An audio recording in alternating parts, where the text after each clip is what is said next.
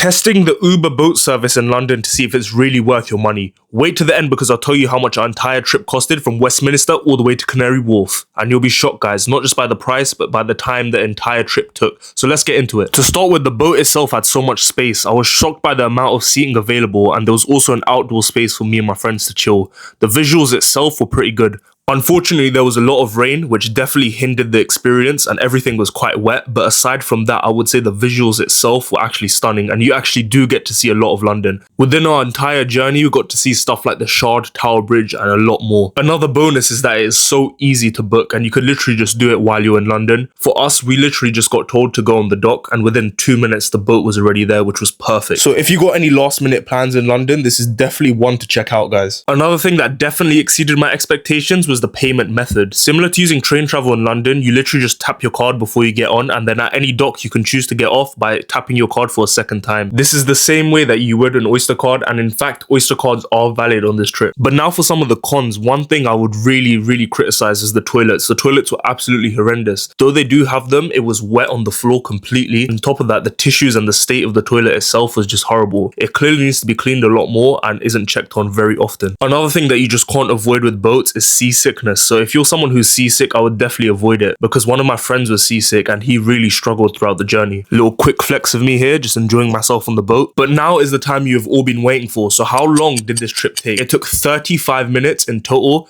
We left at 9 o'clock and then got there at 9:35. And as for the price, the whole trip from Westminster Pier to Canary Wharf just costed under £9. So you know what? I would say that, is it valid?